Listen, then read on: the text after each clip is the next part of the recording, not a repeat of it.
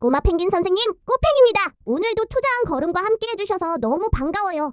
일요일 아침인데 꼬팽이 오늘 들고 온 이야기는요. 여러분 스스로도 모르는 사이에 엄청나게 많이 당하고 있는 심리 함정이에요. 들으시고 나면 아마 나 이거 진짜 많이 했는데? 하실 거예요. 오늘의 주제는 바로 앵커링 편향입니다. 영어로는 앵커링 바이어스라고 해요. 앵커가 뭔지 아시죠? 배 다치잖아요. 바다에 탁 던지면 배가 그 자리에 딱 붙어서 못 움직이게 되는 그거요. 투자 심리에서 앵커링이라는 건 딱 처음에 접한 숫자나 정보에 마음이 쿵 박혀버려서 그 이후에 어떤 새로운 정보가 들어와도 처음 그 숫자에서 못 벗어나는 현상을 말해요. 배다처럼 완전히 고정되는 거죠. 자, 예시를 들어볼게요. 엄청 쉬운 거예요. 여러분이 A라는 회사 주식을 처음 봤을 때 주가가 10만 원이었다고 해봐요. 그게 딱 머릿속에 각인됐어요.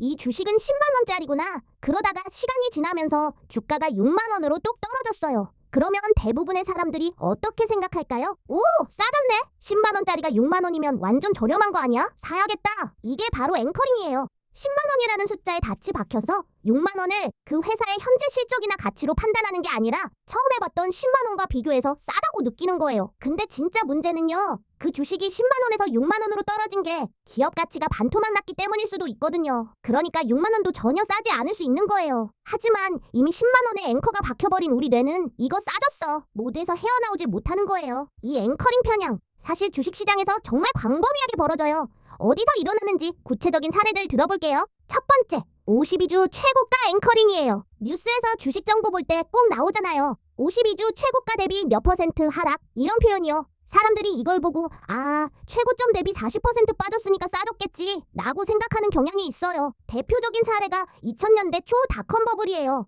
당시 미국의 시스코라는 네트워크 장비 회사가 있었는데 버블 최고점 때 주가가 80달러를 찍었어요. 그러다가 버블이 터지면서 20달러로 떨어졌죠. 그때 엄청나게 많은 투자자들이 80달러짜리가 20달러면 75%싼 거잖아. 역대 기회다 하면서 마구 샀어요. 80달러에 앵커가 박혀 있었으니까요. 근데 결과는요? 시스코 주식은 그 후로 수십 년이 지난 지금도 당시 고점인 80달러를 회복하지 못했어요.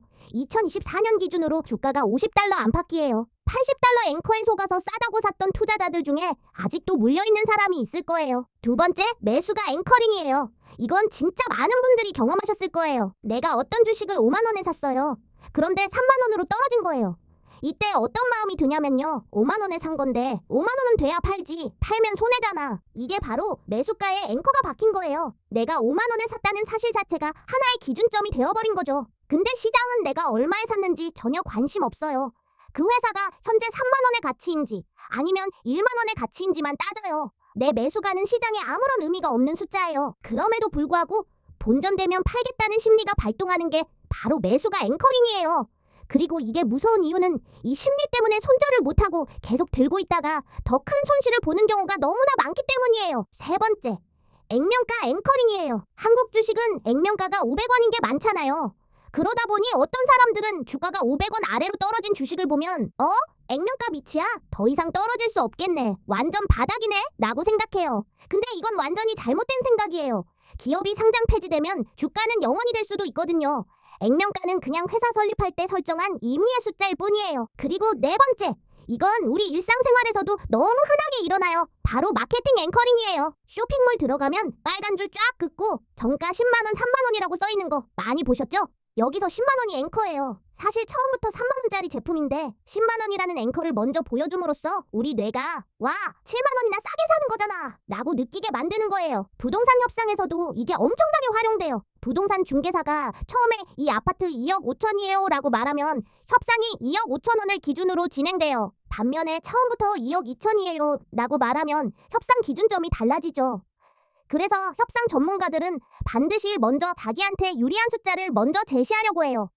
처음 제시된 숫자가 앵커가 되니까요. 자, 그럼 이 앵커링 편향이 왜 생기는 건지 잠깐 뇌과학적으로 설명해 드릴게요.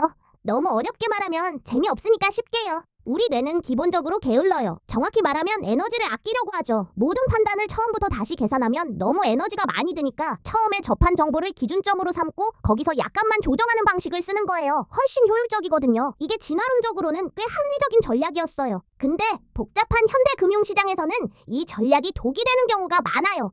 주식시장은 매 순간 새로운 정보가 쏟아지고 기업 가치는 끊임없이 변하는데 우리 뇌는 여전히 처음 본 숫자에 박혀서 움직이질 않으려 하는 거죠. 1974년에 심리학자 다니엘 카너먼과 아모스 트버스키가 이 현상을 실험으로 처음 증명했어요.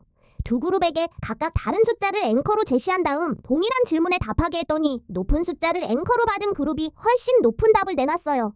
이게 앵커링 효과의 유명한 실험이에요. 카너먼은 이 연구로 2002년 노벨 경제학상을 받았고요. 그렇다면 우리는 어떻게 이 앵커링 편향에서 벗어날 수 있을까요? 첫째, 항상 스스로에게 물어보세요. 내가 이 가격을 싸다고 느끼는 게 진짜 기업 가치 때문인가? 아니면 예전에 봤던 어떤 숫자와 비교하기 때문인가? 주가가 떨어졌을 때 매수하고 싶다면 단순히 예전보다 떨어졌다가 아니라 지금 이 가격이 기업의 이익, 성장성, 경쟁력에 비해 합리적인 가격인가를 따져야 해요. 둘째, 매수가는 잊으세요. 진짜로요.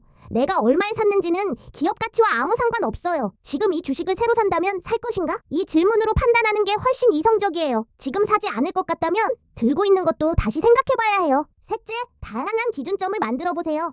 PER, PBR, 업종 평균, 경쟁사 비교 같은 여러 지표들을 함께 보면 하나의 앵커에 고정되는 걸 막는 데 도움이 돼요. 넷째, 의도적으로 반대 질문을 해보세요.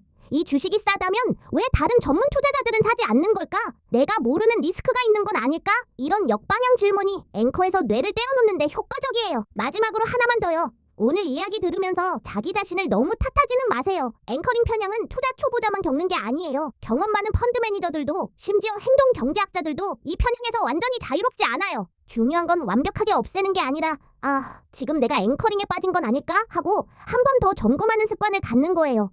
그 점검 한 번이 몇 년치 투자 실수를 막아줄 수 있거든요. 오늘도 투자한 걸음과 함께 해주셔서 감사합니다. 더 많은 금융 이야기는 제인양준영.com에서 만나보세요. 유튜브 채널 업다운 대박 구독과 좋아요 부탁드려요. 내일 또 만나요. 받을까 말까 잘 지내 묻는 그 목소리에 무너질 것 같아.